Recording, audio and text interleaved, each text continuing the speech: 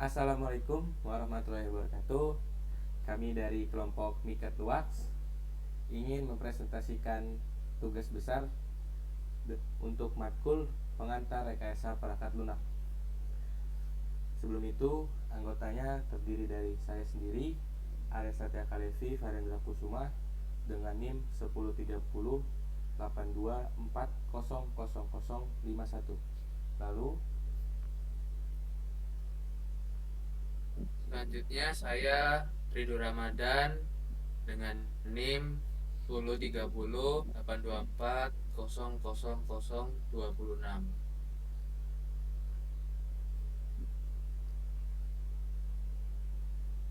Dengan saya yang bernama Dimas Dewandaro Putra Widodo dengan NIM 103082400038. Lalu dengan saya Firza Syarasidan dengan NIM 103082400034. Oke, mari kita mulai dari latar belakang. Latar belakang. Individu tunanetra sering menghadapi tantangan dalam navigasi yang membatasi aktivitas sosial dan profesional. Sekitar 85% pengamatan manusia berasal dari indera penglihatan atau sasraningrat pada tahun 1984. Sehingga tunanetra memanfaatkan indera non-visual seperti pendengaran dan perabaan untuk mendapatkan informasi. Dikutip dari Rudiati ND.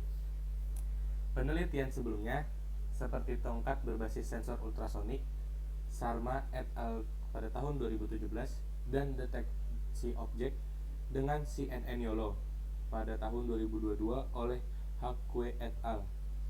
Memiliki keterbatasan pada informasi lingkungan dan navigasi real time.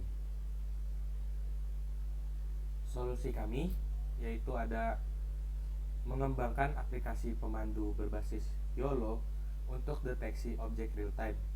Aplikasi ini memberikan panduan suara yang efektif, mencakup deteksi rintangan, pengenalan objek, dan navigasi real time. Hasil yang diharapkannya seperti meningkatkan mobilitas, keamanan, dan juga kemandirian tunanetra dalam berinteraksi dengan lingkungan.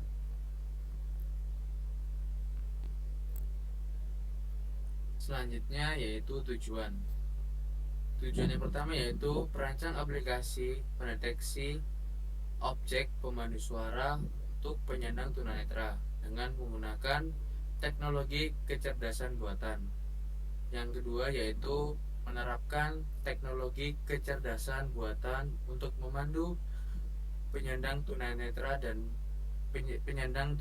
dengan suara.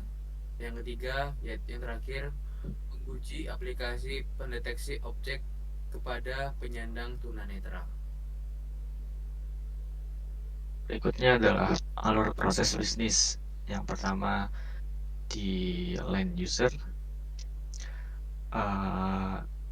dibuka dengan event start, yaitu yang pertama user membuka aplikasi. Lalu di bagian aplikasi, sistem tasknya akan merespon dengan sapaan dan menyuruh mengaktifkan kamera. Lalu di saat itu juga, aplikasi akan menyuruh ke user untuk mengizinkan dan mengaktifkan kamera. Jika user memilih untuk tidak, sistem akan kembali menanyakan dengan sapaan dan menyuruh untuk mengaktifkan kamera. Jika untuk izin, maka user akan menaruh kamera atau memperlihatkan kamera ke objek. Lalu sistem akan memproses objek tersebut. Lalu setelah itu objek tersebut akan dibicarakan oleh sistem, dan selanjutnya sistem akan menampilkan informasi berupa jarak dan deskripsi pada objek yang disuarakan. Selanjutnya adalah implementasi UI/UX-nya. Ya, Untuk implementasi UI sendiri, di awal ada landing page, lalu selanjutnya dia ada homepage, yaitu selamat dan ucap pagi kepada user, dan ada inputan suara dari sistem. Apakah Anda ingin mengaktifkan headset? Pesan tersebut memiliki maksud apakah si user ini ingin menggunakan aplikasi ini menggunakan headset, dan untuk pilihannya itu hanya menerima inputan iya atau tidak bisa selain iya atau tidak. Jika inputan selain iya atau tidak, maka akan tampil seperti ini, dan ada pesan teks, mohon maaf kami hanya menerima pilihan iya atau tidak. Lalu jika user memberikan menjawab iya, maka tampilannya akan seperti ini, dan ada teks, tolong tancapkan ujung kabel headset ke audio jack handphone yang berada di dekat tempat CS handphone yang bentuknya bulat. Selanjutnya ini akan langsung diarahkan ke halaman selanjutnya yang berupa notifikasi pesan headset telah terhubung ke handphone dan siap untuk dipakai. Selanjutnya ini akan langsung diarahkan ke kamera, dan si user ini dimohon untuk mengarahkan kamera ke sekeliling Anda untuk mengetahui objek sekitar yang akan dideteksi oleh si kamera. Ini untuk tampilan jika user mengarahkan ke objek sekitar. Di kamera ini untuk aplikasi ini sendiri dia akan mengidentifikasi berbagai objek seperti orang, mobil, lampu lalu lintas, dan akan menunjukkan berapa jarak antara si user dengan objek tersebut.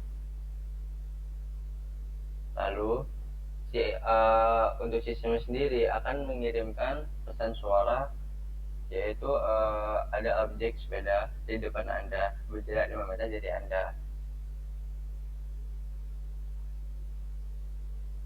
Ya, begitu untuk presentasi implementasi UI sendiri.